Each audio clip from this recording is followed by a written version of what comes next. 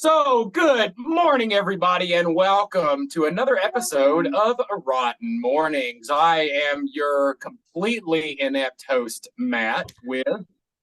I am Grim. Hello. I am Carrie. And today we have an amazing guest. We have only really got to talk to this guy in person one time at the end of CreepyCon last year. He came and found us at our booth, and what a phenomenal actor, what a phenomenal guy. We've sat through a couple of his Creature Corner skits and finding out that this dude has a fucking ton in common with us. Our comedy is online, dude. I fucking love it. He's better. So here we go. This is fucking Kris Bell. Hey, thanks, Rotten, for having me. Matt, Carrie, and Grim, it's awesome to sit down with you. I appreciate you having me on the show. Yes, glad you are here. Oh, it was an awesome time meeting you guys last year at CreepyCon. Are you guys geared up for this year? God, we are geared up because we don't have anything ready. Yeah. Secretly, neither do I, but don't tell anybody. Yeah. Well, we're those people that go on stage and just know that the stage is going to lead us in the right direction. Exactly. I feel that. So, either way, they got to watch us. So. They got to watch us. They got no option. So where did you really get your start in this particular business? Not necessarily the haunt world, but more the movie cinematography world. Yeah. So, I mean, filming and things like that and making little short videos and stuff is something that I've kind of always done since like middle school. We were able to do little things. I went to college as a theater major and then spent a few years traveling around as a independent professional wrestler. I saw that. Thank you. And then, I got into I became a stand-up comedian. I really started pursuing that a lot, which led me to the whole MC gig where I'm hosting these large events. And with all of that, I've met so many incredibly talented people at these conventions and things. And I've been able to build up this amazing team of people that has gotten me back into cinematography and directing and writing and acting. And so I guess all of that leading up to here is kind of where it's gotten me. Well, I know that in the haunt industry, like if you want to get into entertainment, like you dip your toes in that water, you will find so many people that are like-minded, that like doing the videos. It's phenomenal. I mean, the exact same way that, I started making stuff back when I was in middle school. This is back in the 90s. Yeah. Because of the haunt industry, I found them and I found so many other people and was able to, with that, start networking the haunts as well, because we're all about the world as well. So it's helping each other out, coming together as a community and networking, and nobody trying to be better than anybody else. We're just helping each other grow. That's solely what I believe in. And really and truly, like the CreepyCon was one of the first like horror cons we ever went to, and it wasn't last year; it was year before last. And awesome! It was it was a super eye opener seeing how. I mean, it's a community ripe, man. Like it really is. People with different talents, with everything you can fucking imagine is in that community. Yeah. And I've always said that about CreepyCon, that I never want to badmouth any other conventions because everybody puts on great shows. It's not easy to put on shows that big, but CreepyCon, I think, is one of the few conventions that really focuses on the attendees more than just having like the biggest and the most mainstream guests and, blah, blah, blah. They focus on vendors and community and live entertainment, and it's just, I love it every year. I have to agree. After going to CreepyCon and going to some other convention, like I can easily say that what you said is very truthful. One of the things that we've always felt at CreepyCon walking around is like, even the first year we went there was not a time that somebody wasn't shaking our hand, that somebody wasn't talking about what they've got going on, not just trying to sell us something, but trying to sell the concept of community. Yes, and it was such a good feeling from I agree. See, and that's I think really what we want to push is for everybody's having a good time. Nobody feels like they're being judged for what they enjoy, or nobody feels like it's just one big Yeah. sales convention. So no, I appreciate you all saying that, because I know the showrunners and myself, we work very hard to put on a good show every year. You guys do an amazing Well, job. let's switch gears for a little bit. I don't want to get too deep on CreepyCon. Of course, we will see everybody. Oh, yeah. Wait to go and So see everybody there this year. excited. You better go get your damn tickets now. Yeah, it's time. Let's swap gears and really get to the heart of why we are here today. Would you like to just sort of introduce the audience to your Indiegogo and your the film that you're currently working on? Yes, absolutely. So I am currently in pre-production for my very first large project like this, titled What Dwells Beneath, which I feel is a very Lovecraftian inspired cosmic horror. I've always wanted to make a creature feature. That has been one of my dreams forever, and I now have enough people in my life that I can build monsters and bring those things to life. And so I have this really incredible location that I just happened to stumble upon with my fiance one day, while we were out exploring, because that's something we enjoy doing. And the location itself is so incredible that I had to do something with it. It just sparked something like something needs to be filmed here. I'm not gonna lie, seeing the pictures of some of the shots that you got, like you ain't gotta add shit. That is No, it's 100% Eldritch horror right there. Yes. I was blown away by it, and I continue to be. So talented. Like, holy, I'm so honored to be talking with you. Shit, thank you. You don't have to. My God.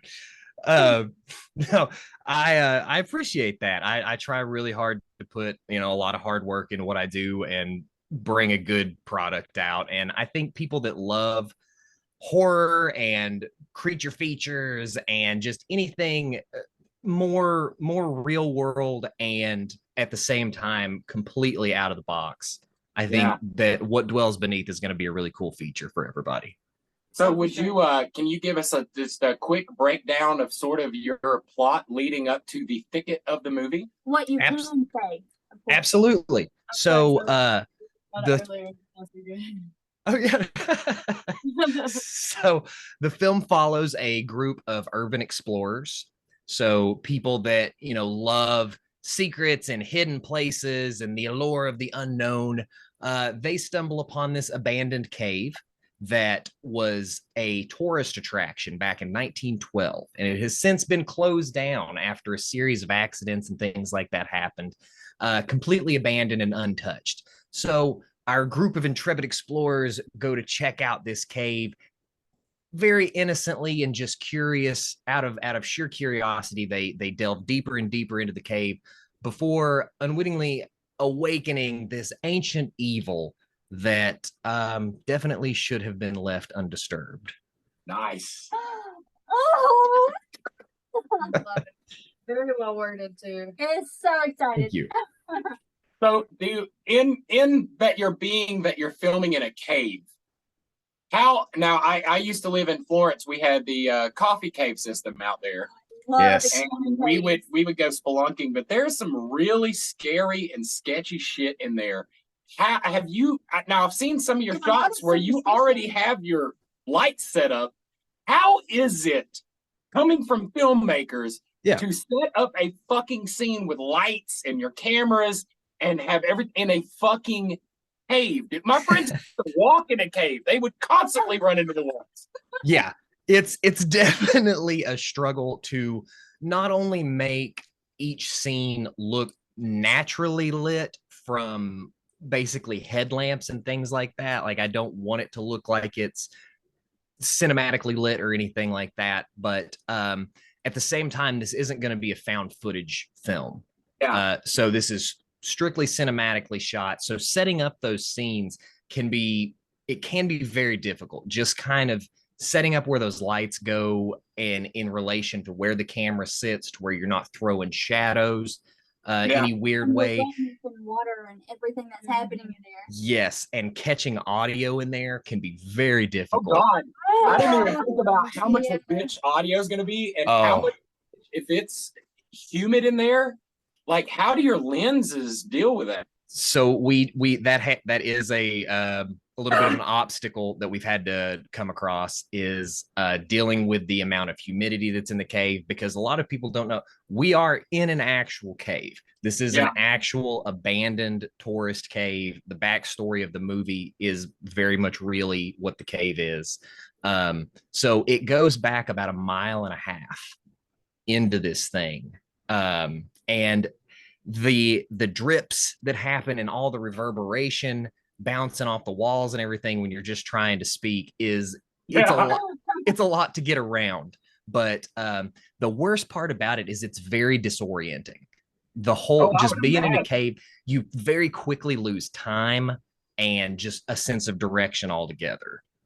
Especially when you've been in there for a while. Oh, yes. Yes, and our team has, they're really trudging through it.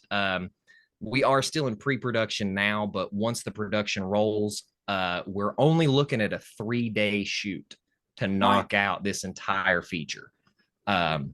So that's kind of why we need the funding that we need, because I'm paying everybody on this project. We're bringing in some top talent from out of town. Some of the best cosplayers in the area are working on the monsters themselves. So everybody's all hands on deck, and I couldn't ask for a better crew to be working with. I wanna ask, has there been anything strange happening during the filming of this in the cave? So yeah, we have thus far we've only gone out and done some like location scouting shots and kind of establishing what the scenes are going to look like, figuring out what obstacles we're going to run into while we're filming. And a lot of times if someone has to branch off on their own and like run back and grab some equipment or something, that's normally nobody wants to do it by themselves.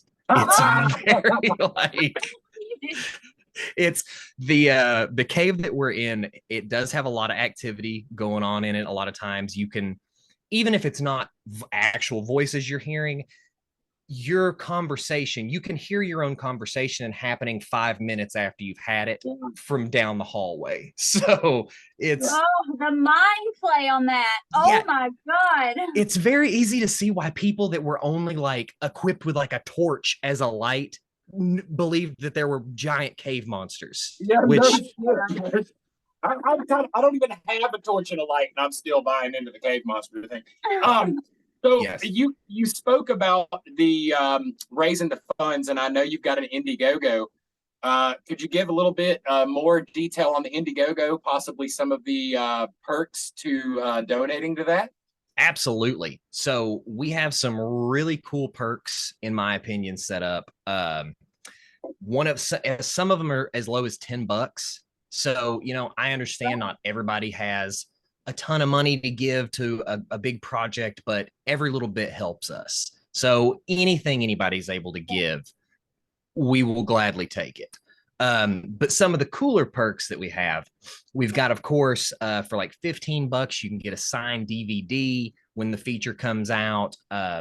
You're able to get a signed limited edition poster, because the current flyer and poster that we have is not what the final movie production poster is going to be. So this teaser poster will eventually go away, and that'll kind of be a special collector's item at a certain point.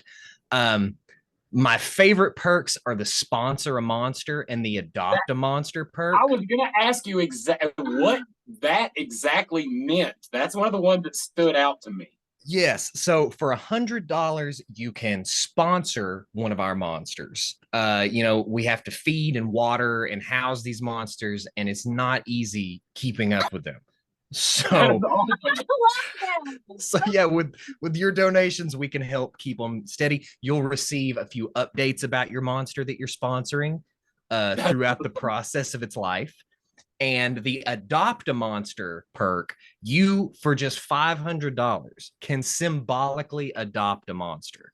So That is such a heartfelt gesture. I really listen, please. Courthouse. I was gonna say, please. The coolest thing you could do was put adoption papers, and then in your credits, flipping by as the credits, just some of the adoption papers go. just here's and that exit, you will receive adoption papers. You will receive very regular updates throughout the entire creation process of the monster. And once the film has wrapped, you will receive a screen used piece of the monster. Oh, that's awesome. That is fucking awesome. Yeah, so you get to keep it forever. And that everybody can find that just by going to Indiegogo and looking up What Dwells Beneath, or following the links that are both at the What Dwells Beneath Facebook. We have some up on ROTN also that you guys can go and check out. Yes. And everything helps, dude. This movie idea it sounds phenomenal, guys. I promise you, what I've seen of their sets is fucking badass. And I've seen you in action, man. I've watched a bunch of your skits. I watched a bunch of your 3-minute horror, real world horror. I love the shit out of them. The guy getting his tongue tore out the fucking server, enjoy it also, like, is fucking genius. Thank you.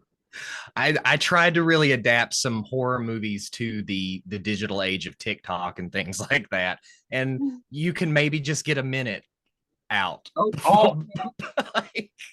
were making some random references, and Carrie and I just started screaming. It was just hilarious.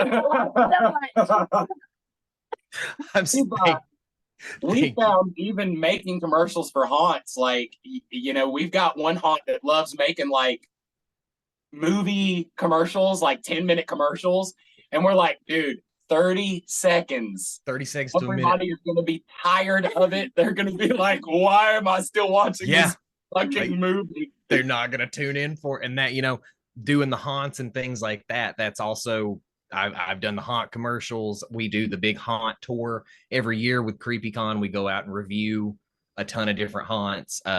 So yeah, I love being in the haunt community. Great. And plus, it's the fucking most entertaining thing you can do with your time to go to a haunted house. I don't give a fuck. It really is. No matter what else you do, I've gone and tried to watch sports. They're not fun. Now, I've gone and tried to do all these other things, and really and truly, going to a fucking haunt is it's the epitome of happy for me. Oh, hands down. It's my favorite time of year. Oh, yes. So, I know that you're saying that it's a very sort of H.P. Lovecraft mental, but also it is a creature feature. Yes. Is there any info about the creatures that you could kind of hint at, or is that all hush hush? I can say that there will be around 5 or 6 different types of monster. Nice. Yes. Yeah, that's all I wanted to fucking hear, man. Yeah. Yes. There's quite a variety pack of different monsters that they will encounter within the Is it this? No, I don't know. I don't want to ruin it. I'm pretty excited for the movie, but now that I'm hearing you talk about it like personally, it's just I'm even more excited to see it now. And I know everybody that's listening to the podcast right now is probably feeling the exact same way. Yeah. I hope. Let me ask you this: are you playing the lead in it, or are you taking just a directorial? So I'm not necessarily the lead, but I am playing one of the characters. So I have 3 main characters and a few side characters and things like that. Our main 3 people that are on the team are Jordan, Bo, and Gray, which Jordan will be played by an actress named Jennifer Pearl, coming out of Georgia. She is incredibly talented. She's been in a few of the Strange films, productions with August Aguilar. I love August. Dustin Paul Payne, who works with Frightworks Haunted Attraction, and he helps out every year at CreepyCon. He will be playing Gray, and I'm super excited to work with him. I will be playing the part of Bo, so I'll be part of the urban exploration team. And then an old wrestler friend of mine, Jonathan Llewellyn, will be taking over the role of Kyle, who is Bo's older brother, who is just kind of an oafish drunk that Bo felt bad for and decided to bring along on their trip. I love it. Gotta pad those numbers. Yeah, that's right. You gotta pad those numbers. Yeah, I need people. How many times it's like, you know what? We got a couple extra people over here running a light. They could be murdered. I could use a few more murders. And that's another thing I definitely want to bring, a very gory monster movie to life. You never have too much gore. No. I agree. I want some pretty grisly deaths in this place. I'm going to be interested to see what happens when you guys leave that cave. Somebody finds the movie, decides to go back in, and finds just blood and guts on the fucking walls. See, that's the cool thing about this cave is back in the 80s, they actually found human remains in one of the, and they dated back over 3,000 years. Holy shit. Oh, Wow. Yeah. So this was I'd like to learn more about that. Like, do you have any leads as to who wrote it? Is there articles? Like, is there anything else you found? There are a few articles about it. There's not a lot of info on it, other than just the fact that it opened officially as a tourist attraction in around 1912, and it was never able to stay open until it finally became completely abandoned. That would be a fun research project. I love doing research, like researching more into this cave and what's happened. It's definitely a very cool place. It draws to me as sort of a question about being haunted. Now, you have, say, for instance, you have somebody 3,000 years old, so you got a 3,000-year-old ghost, and you guys come in there and you're all like, yeah, dude, that's cool. Check out my iPhone, yabba, yabba, yabba. And then, like, the ghost is over there, like, communicating to you, like, hey, I'm a ghost. It's all cool. But all you hear is like, it's like, no, bro, it's just the language barrier. It's just, we just don't understand each other. Yeah. We're just not communicating well. I don't know the iPhone. I didn't mean to knock you over. My sound guy, Brian, showed up on set a little earlier than the rest of us, and he kind of went into the cave on his own for a minute and came right back out and met all of us. He was like, I don't know what it was, but I was on my way out, and I was listening through the headphones, and I just hear this thing go like, ugh. And I was like, I'm out. It's probably him like, hey, this is how we say hello by language. Hey. There was also one of the last times that we made it to the very back of the cave. There was just a painting on one of the rocks that said turn back. And I was like, well, obviously I got to keep walking past this. No shit. That's where they hide the treasure. I was like, this is it. It's a little further and there's the box. But the only treasure I found were mountains of poop.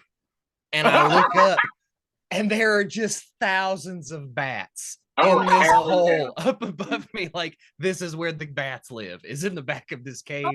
You get that? Yes. Oh, I would love to see that. Listen, you get some of that quality gasoline bat shit smell. Like, I know that smell far too well.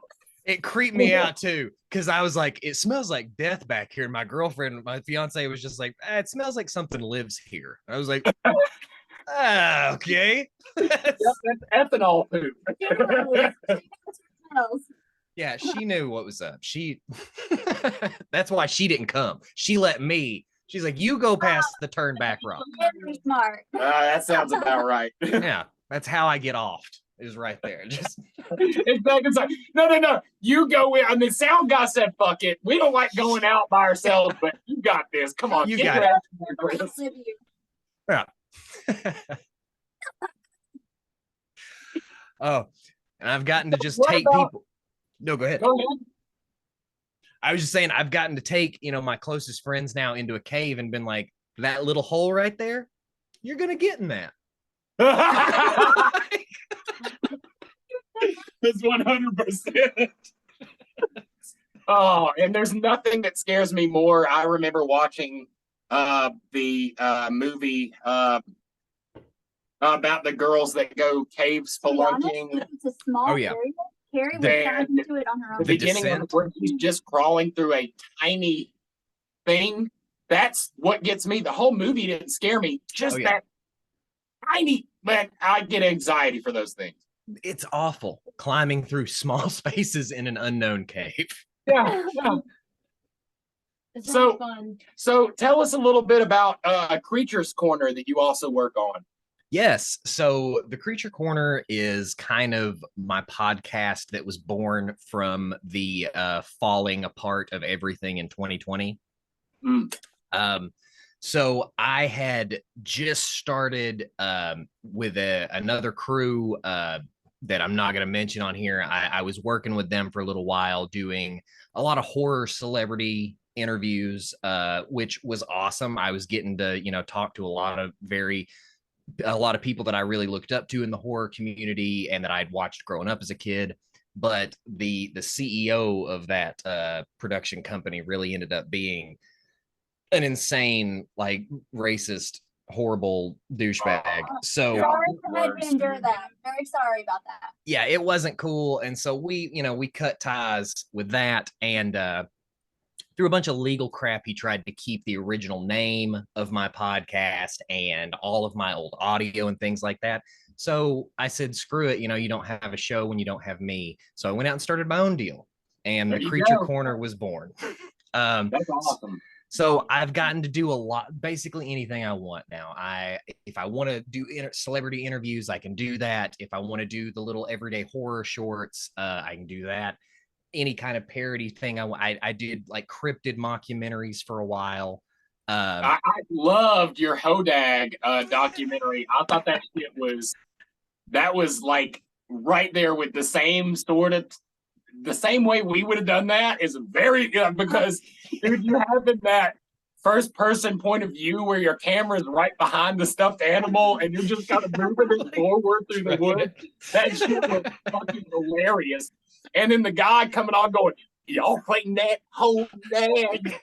That shit was classic. You get to move forward and have your creative freedom and do whatever it is you want to do. We can relate and we find it very beautiful, and I'm glad you get to experience that. Thank you. I appreciate you saying that. I definitely feel a lot better doing my own thing. And I, not to touch too much on CreepyCon, but I will be doing a live stage version of my Creature Corner interview show this year at CreepyCon. Yeah, that has not been officially announced, but I'll announce it right here. All right, so the 3 people that listen to our podcast will definitely fucking hear that. They're gonna lose their minds.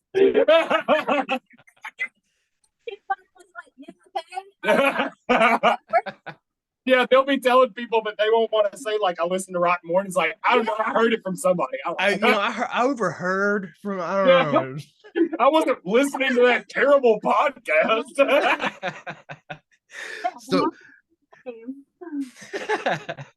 So yeah, we'll have all the featured guests that are going to be at CreepyCon this year up on stage. I'll be interviewing each and every one of them in my own style.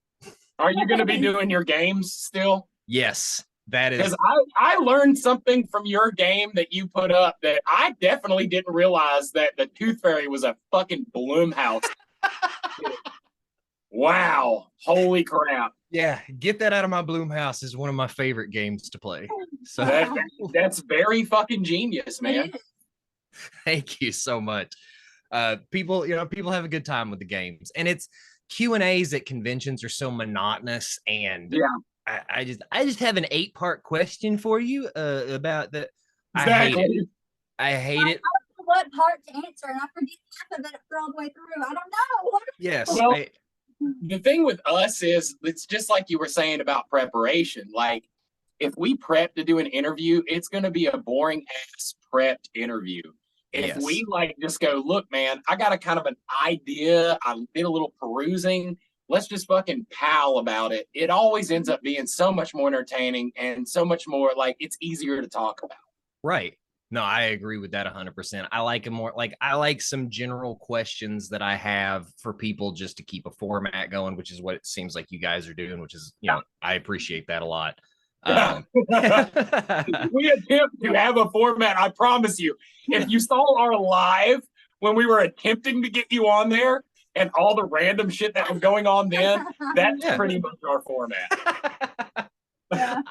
I like it though. I love it. The chaos and the fun. And I mean, you guys have an awesome viewership and everything. So you guys should be very proud of what you're doing. And everybody, almost every single person that was on that live will be at fucking CreepyCon. All those people that were there will be at CreepyCon. I love hearing that because it just gets bigger and bigger every year. Yeah, I cannot wait. I mean, like, again, we literally have zero idea what we're gonna do, but that's when we do some of our best shit. Exactly. Oh yeah. Something's gonna happen. Yeah, something good will come of this. I know it.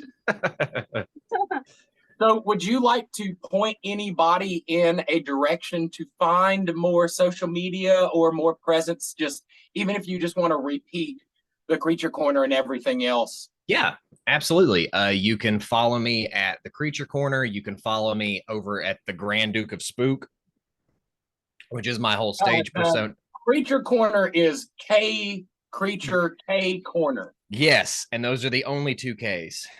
We don't continue with the Ks. Yeah. The Creature Corner calendar didn't go over well. That never worked.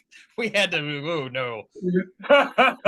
So give me a follow there. I'm at Kris Bell Comedy. You can add me as a friend as just Kris Bell, and of course follow the What Dwells Beneith Facebook page. And go to the Indiegogo if you have anything you can sponsor this movie. Adopt a monster. Yes. I mean, they need families just like everybody else. I'm just saying, who else is going to let you adopt a monster? Who else? In what world do you get to adopt a monster? No other world. Yeah. I want to adopt a monster. See, you can go on Indiegogo right now, and I guarantee you, no one else is letting you adopt a monster. I know that's right. I keep trying to get them adopted, and they just come right back. I just adopted. Oh, okay. So now Grim has adopted Carrie. Okay, see, we've brought people together here tonight. we're just unburning bridges tonight. That's right. I love it. So that's all I had to say. Let's see. Graham is normally really good with off the wall questions. Can you give us an off the wall question now? All right. I want to know. Old MacDonald had a farm. How did he get that farm? He actually sold his brother out to the mafia years ago.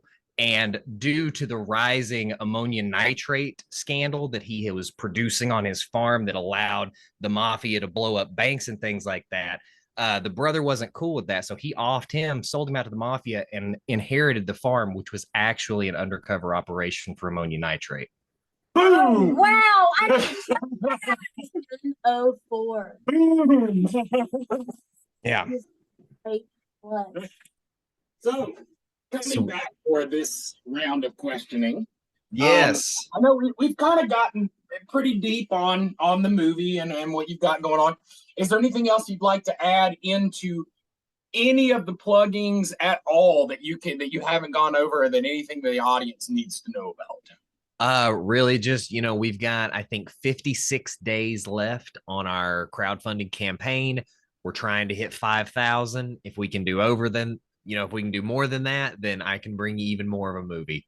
So, but at least 5,000 will get us, I think, a decent movie. So guys, you hear that? You've got that many days left. Get on there and get you some perks. Go adopt a monster. Like, honestly, go adopt them. Do it. Pretty please. You look, we have friends on here that have a command for that kind of cash. We have friends. Yeah. Go adopt a monster. What else are you doing with your money? You're I mean, wasting it. you know, yeah, for real. Just come adopt one of my monsters. It's a much better use of your time and money. Much better. So, being that we've gone over some things, I asked Grim to find us some questions just so we can get to know a little bit more about Kris. Yes, and I've Yes. given a list of questions. Some of them I'm not used. Okay. Yes, Are you ready for question number 1? absolutely. That was the first question. You got it.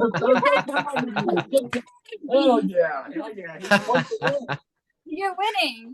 I thank you. You're losing. Yeah, we're losing. I don't think anybody's losers here. Come on Okay, now. that's fair. Nobody's losing. He's just also winning. Put that finger away. All right. If you could switch bodies with anyone for a day, who would it be and why? Jack Black. I want to get all that funky energy that is just pumping out of that man. Yeah, I want to feel that. Yeah, definitely Jack Black. That's a very good answer. I love that. Yeah. So next question. What's the weirdest gift you've ever given or received on a date? And don't get too dirty. The weirdest gift I've ever given or received on a date. I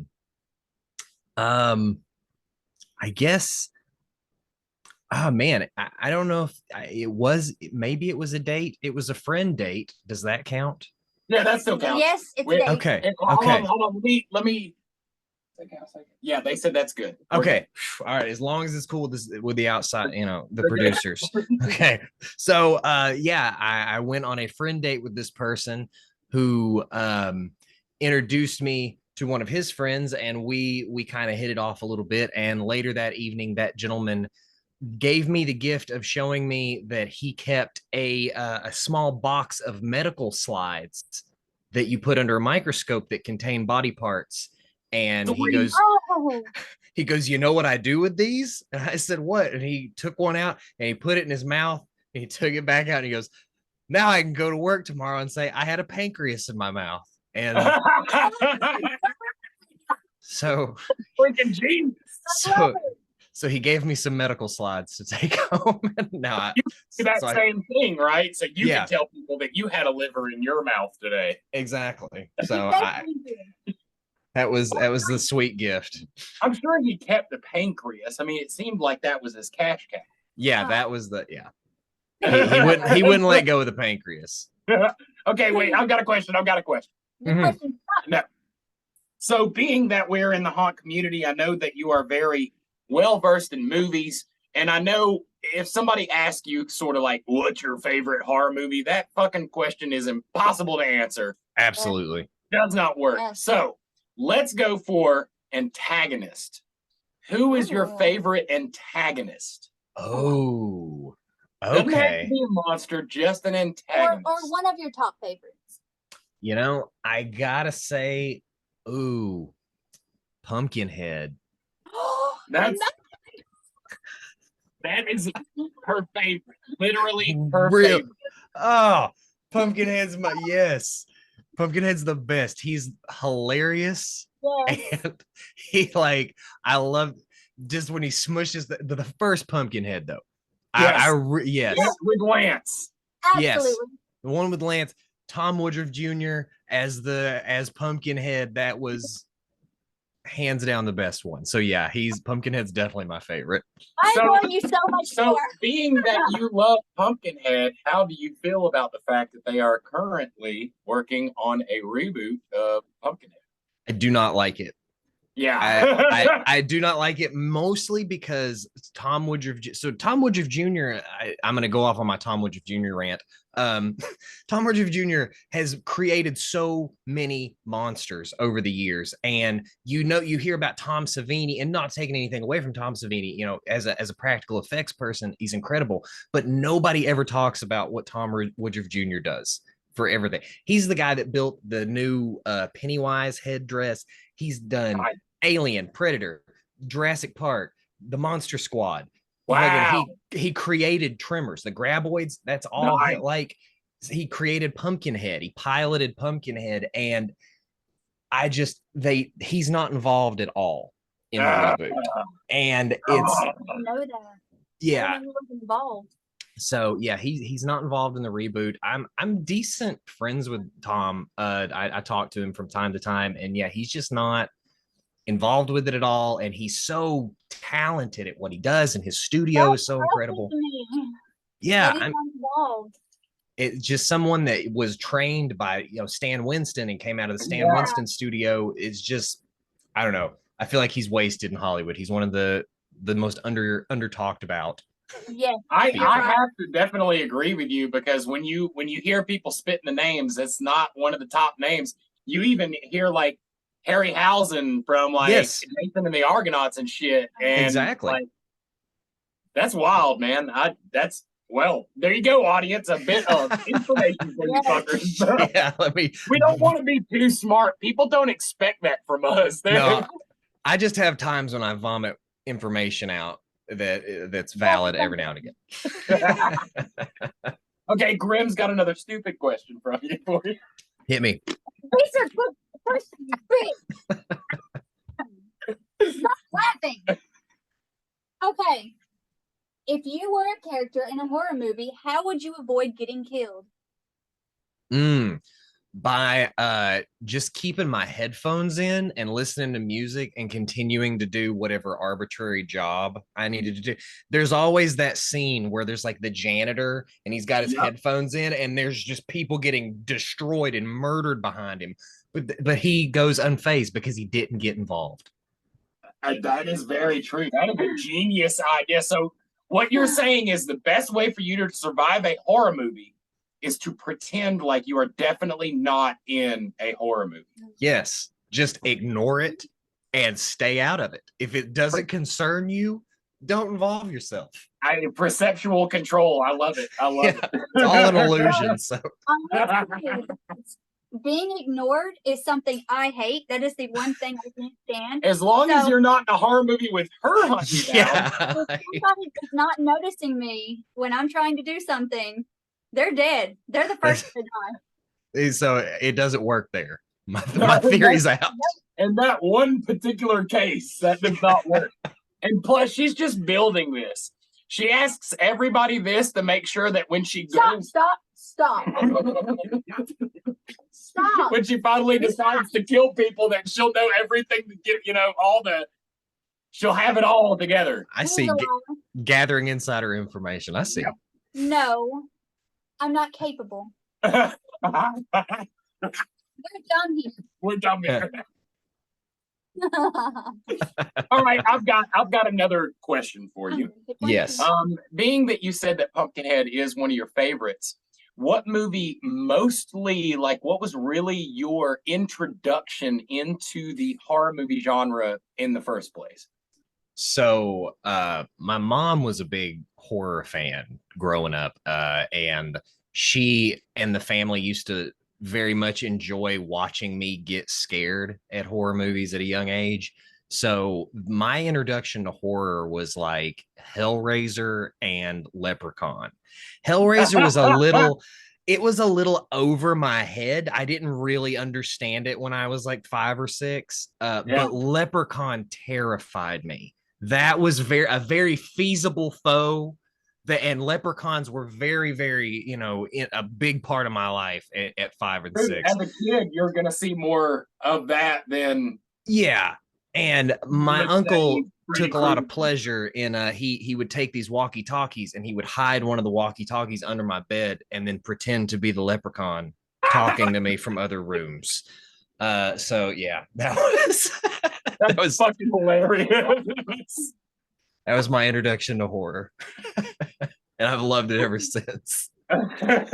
So Holy yeah, crap. so Warwick Davis definitely had something to do with your coming into horror. Yes, Warwick Davis and Mr. Doug Bradley. Doug Bradley ended up being the very first horror interview that I ever got to do. That And is metal as fuck. It I am was- jealous. I Doug get- Bradley's a badass. I got to tell him that my mommy showed him to me when I was like 6. Yeah, He was just like, Jesus. no, it's probably like, oh, geez, buddy. Like, what were you doing? All right, you ready? You ready for Mm. another question? Absolutely. Okay. Would you rather have an eternally itchy butthole Mm, or a nipple on your face? nipple on the face Nipple on the face? all day. That is that's a talking point, and I'm not uncomfortable. True All day. story. You know, And that's you can get it pierced. exactly. I can get a piercing. I'll just be an audit, like whatever. In especially in 2023, you can't make fun of me. Yeah, I'm no shit. Somebody's Okay. gonna use you for something. You mean the That- pierced nippled head guy? Yeah. I know. yeah. I think he should wear something over that though, because I don't.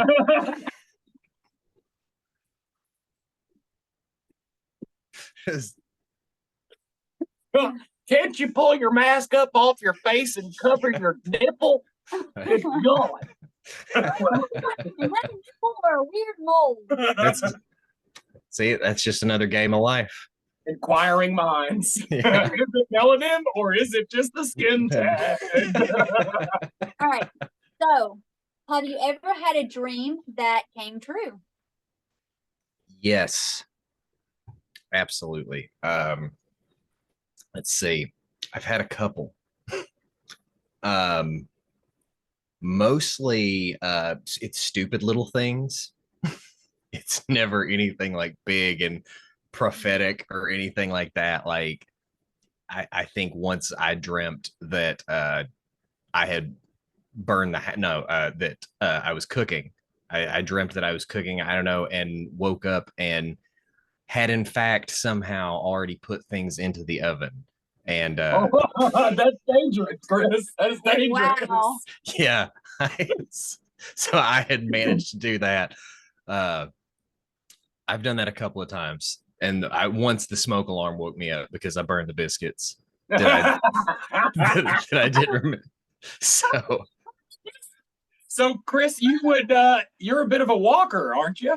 Apparently, every now and again, it's not like a That's very fucking common metal. thing. So, are you going to deal with your sleepwalking in the movie? It's never been a big enough part of my life to have to deal with. I didn't even think about it in the movie. I Because asked that because one time us sleeping in a cave overnight and somebody waking up thinking it was their house and they just go to the bathroom and they stepped off like a 20-foot Oh. rock into the mouth of the cave because they just went wandering off in the dark. Whatever. Just My walk- friends were really dumb.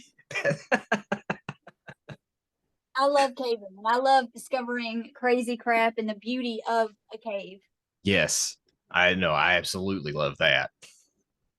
What do you call it? Splunking? Spelunking, yeah. Spelunking. I've always said caving. I don't know why. I think caving is like an Urban Dictionary thing. I think that's what a guy. Yeah.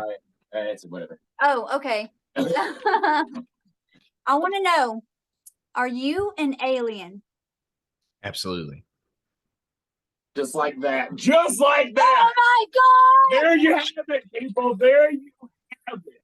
You know, 100% I don't think that it's any, me and Roswell here, we've been together for years now, hanging out. I rescued him from Area 51 prior to everyone announcing that they were going to rush it. You don't tell people you're going to go in. You slide in. Me and Roswell made it out. the thief in the night proclamation. Yeah, that's so. I also noticed that in your background, you have an automated vampire toy. Yes. in a very, very early skit I made a skit called Interview with a Fake Vampire, where it was a guy literally interviewing that toy that you have on your back counter. It was very boring, stupid, but hilarious. So bad nostalgia. I've got Frank over here too. Oh, nice. Oh, wow. Man, those are classic. Oh yeah, the old school Universal monsters. I love them. Back there. So, what is a recent accomplishment that you are very proud of? Really just getting this this film made. I've got some pretty cool I've got a pretty cool event that I've been putting together with some really awesome people called Camp Dreadwood, which I've heard a little bit about that. Yeah, that's coming September of next year. That's going to be a 2-day, 2-night horror movie camping experience that happens in an old Western ghost town. Nice. So yeah, so I'm super pumped to be part of like running my first event, my first big event really, and you know, working on this big production and getting this campaign off the ground. Period. I've got, I think 14% of the funds raised in the first like 3 or 4 days, and I'm feeling pretty proud of that. Yes. So I want to know, how many clones are there of you? Not enough. Mm. There's, if I feel if I had more clones of me, I could get so much more done. Right. Listen, I thought about that, and here's the problem I've had with having more clones of me. Number one, we all want to be in charge. Number two, we would never take responsibility for something that happened. So Sure. It would be a lot of, listen to me, I didn't do that. Listen up here, I didn't do it. Yes, exactly. Like that's all the clones would just consistently say that over and over again. Hey, listen to me, I didn't do that. See, I don't want to get into like a multiplicity situation, the whole like Dolphin. I don't know. Yeah, you know. so I just don't have the clone budget, you know. That's true. That is true. Whoever Snoop Dogg works with to clone himself in order for him to be in literally every part, in everything and everywhere, I'd love to talk to that guy, but I just don't have the budget. All right, I've got another question for you. If you were to offer some words of wisdom for all of the young people that are out there attempting to get into this business, to get into the entertainment business of filming, of what we do or what you do with feature lengths or shorts, what advice would you give to them to really just to get them kickstarted into it? Yeah. Get out of your own way. Stop worrying what other people are going to think about it. Stop worrying about who you need to impress. If opportunities are not presenting themselves to you, go find opportunities. If people aren't, if you can't get in with these people that you think you need to get into, create your own lane and do your own thing. And don't ever let somebody tell you that, you know, there's a limit to what you shouldn't let people tell you to do. But like, certain social constructs that we still have to live under. Exactly. Do no harm, you know, but don't let people stand in your way. Don't let people tell you can't do things, and shoot your shot. If the opportunity happens in front of you and presents itself, shoot your shot and don't stand in your own way. I always tell people starting off that when I was a kid, we didn't have telephones like these. We had my cameras, these giant boxy VHS cameras. Yeah. We didn't have a way to edit. I had to plug my camera up to a VCR and pause record. The bottom line is there is no amount of equipment that you can purchase to make you good at what you do. There is no amount of time you can spend in classes that will make you perfect at what you do. What you need is to just do it. I don't have the most beautiful camera. We had garbage cameras, and we still did. I had garbage editing equipment, but we still did. Just do. Yeah. Making up excuses about there's always going to be 1,000 reasons why you can't do something, but you need to figure out why you can't do it. Yep. You only need one reason to do it. All right. So, what is a movie or anything you watched, anything, any type of video clip that scarred you as a kid? Ooh. Aside, of course, from the Leprechaun. Yes, aside from the Leprechaun, things that legitimately gave me nightmares.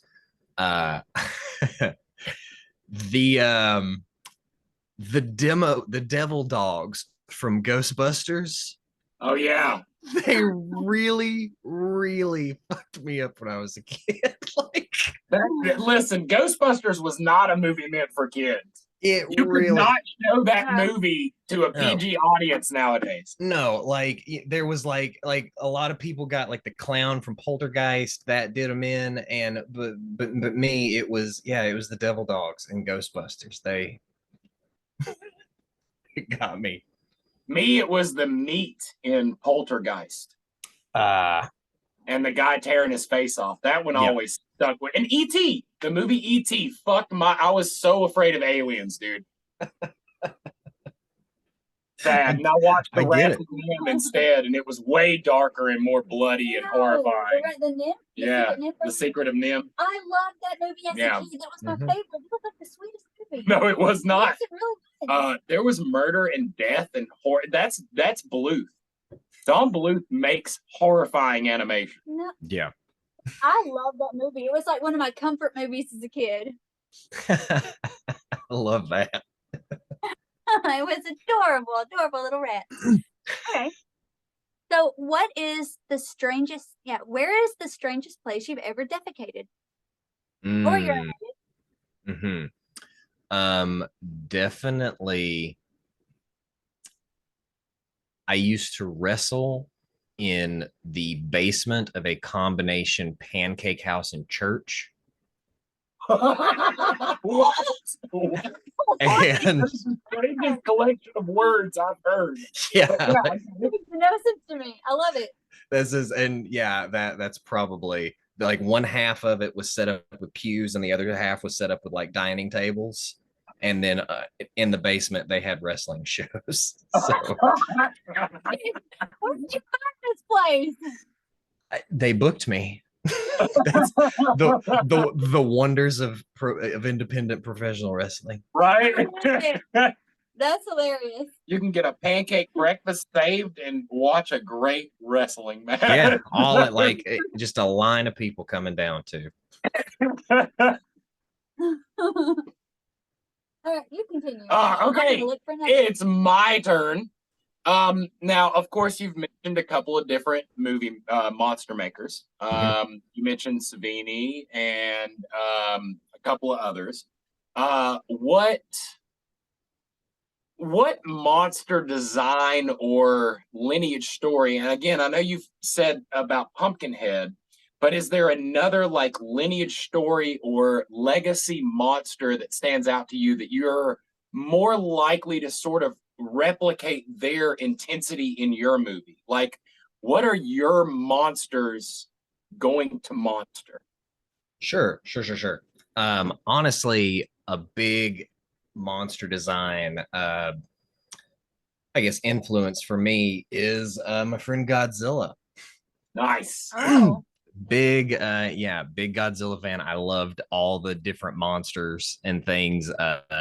King of Godzilla, King of the Monsters is one of I can watch that just like in the background Nice. anytime. It's one of my favorites to just kind of I throw hate on. to do flashback humor, but let the audience know that in one of his shows, they asked him what creature he would want to be, and he suggested that he would be Godzilla, and also suggested a great point that Godzilla might be an actual like saver of the world Yeah, because he's trying to crush all the cities and bring the nature back. that's right. He's just he's an eco warrior, and maybe we're the parasites, and Godzilla is just fighting for the planet. Not to mention that he was created from the fallacy of humans attempting to go beyond nature also. See, we did it to ourselves.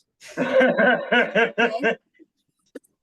What cryptid would you say would be the best cryptid to bring out, like to have and make the world a better place, in your opinion? Like, you mean to make it real? Yeah. Okay. So I think the squonk. I think the squonk is one of those creatures that could really teach the world to, be a little nicer. Look at this poor depressed creature that's just not I love it's the squonk. the squonks. He's one of the only creatures that just like he never did anything to anyone. Yeah. And people, as all of these creatures go, people just try to shoot them. That's all. Every rendition of the story. So yeah, I think the squonk would maybe make people just care a little more. I think that would be great. You with a little squonk that followed you around wherever you went. I would love that. You could adopt it. We both just turn into a puddle of tears. And Yeah. Definitely not the oi oi or the Japanese guy with the eyeball in his butt. We did a couple of episodes of our podcast about cryptids, and we found some of the weirdest. There's one that's a giant fish that slides down hills and then rolls back up the top of the hill and sits there and does it over and over again. The Colorado slide rock bolter. Yep. Yeah. What the fuck? What in the actual hell is that? I remember when I was a kid, it was the walkers. That video still to today, I can see the video of the what are they called? They're the white walkers. Oh, the Fresno walkers. Yeah. Fresno walkers. That video still to this day terrifies my shit. Like, I do video editing and I've seen a lot of cryptid videos and I can easily go, this is this. I can write all that stuff off. That particular video, when it came out, when I saw it, just the movement of it always reminded me of the Muppet Show had these things that moved like that. Yes. And it just, dude, the Fresno Walker fucked my shit up.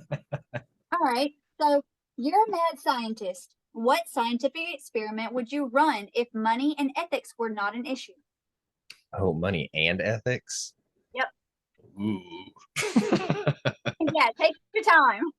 Here at ROTN, we don't use the E word very often. Yeah. Oh my God. I would get into some. I think I would make some really insane. Oh no, I would have an army of like half cybernetic lemurs. Fuck yeah! I would. Murder lemurs. Yeah, absolutely. Extra murdering lemurs. Monkeys are nothing but murderers. They're not. They're sweet babies. They're just, well, if that's the whole allure around it is they'll throw everyone off guard and then monkey army takes over. Lemurs specifically. I can just see how that would work because I've seen a lot of videos of monkey attacks. Are you going to be really happy when every single man in the world has had his dick ripped off by your lemurs? I know they have a very specific attack pattern that they go for. They go for. Yes, they do. They go for lips, noses, anything that hangs off the body. In captivity. That's mainly it. Just don't mess with them. Grimm's part lemur. She's just part monkey, period. I see. She beats me all the time and screams like that. Okay.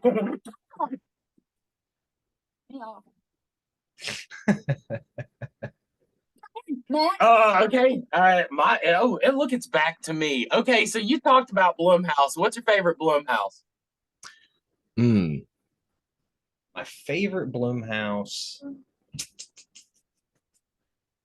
I would have to say within that realm, I really dig the Insidious franchise that they've done. I like that one that they've gone with. I liked the first Paranormal Activity.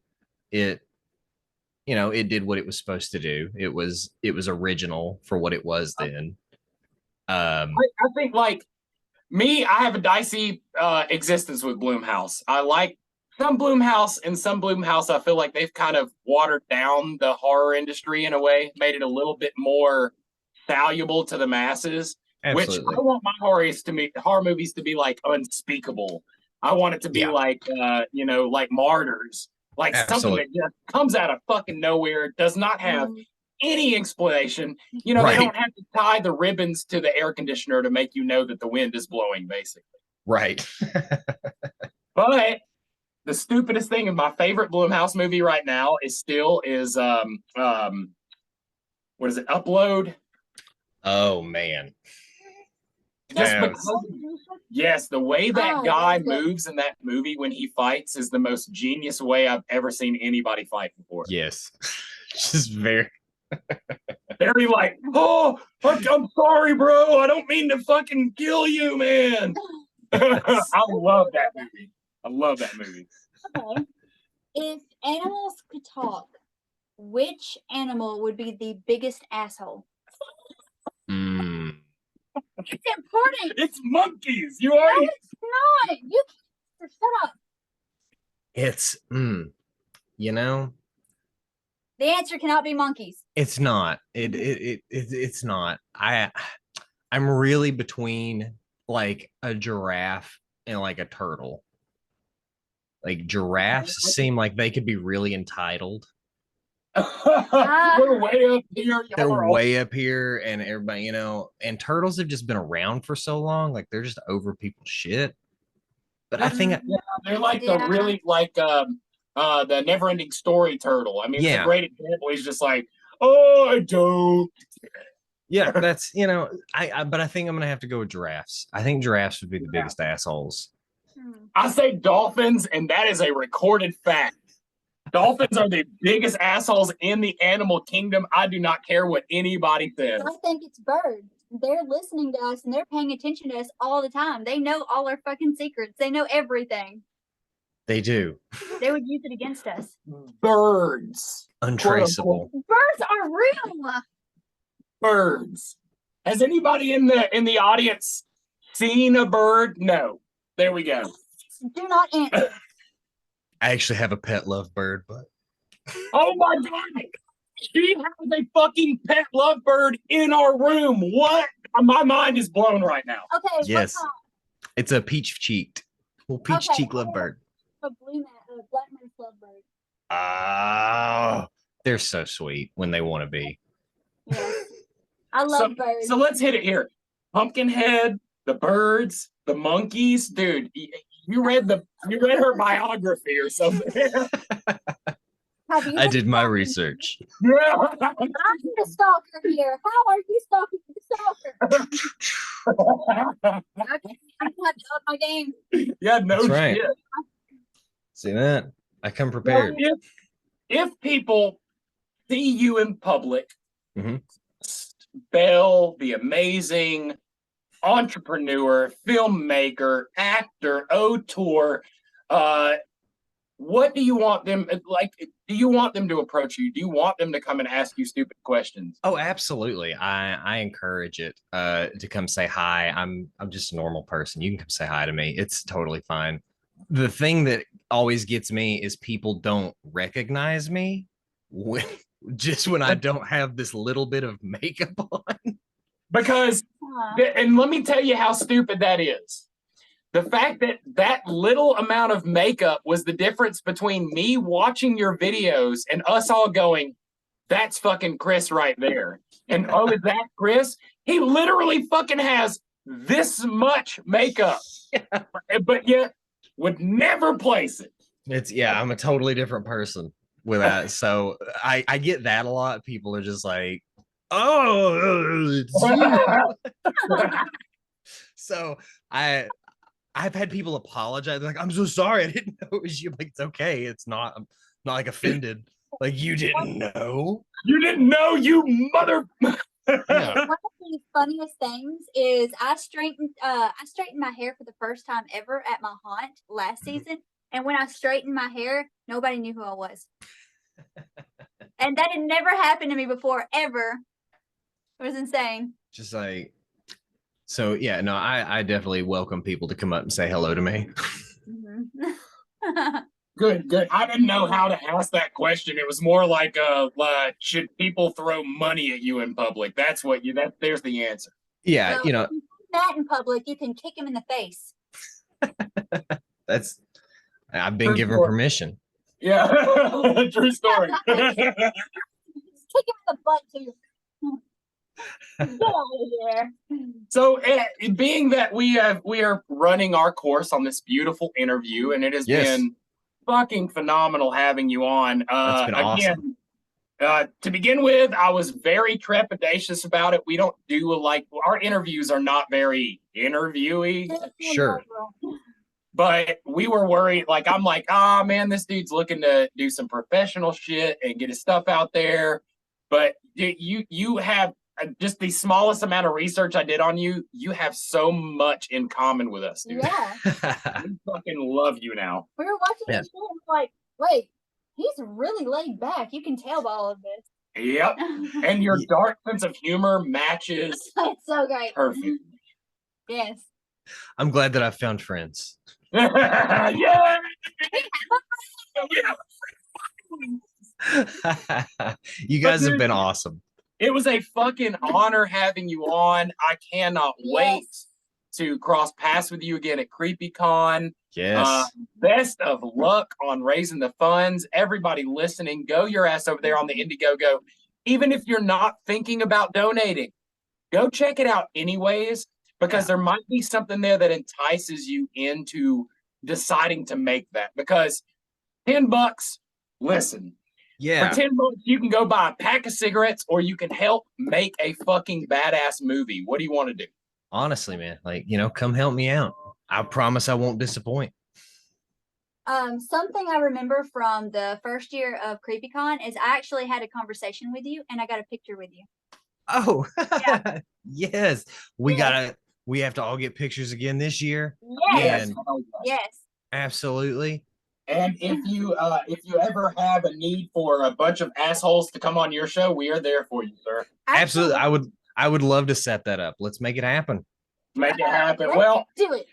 the pleasure is all ours again for tonight. I hope you just get a ton of fucking people out there helping you get that movie together. You guys get your tickets for CreepyCon. Come see this man. Come cheer him on. You will not get a chance to get this experience except for there. It was awesome meeting you guys last year. It was awesome being on the show with you tonight. I super appreciate it.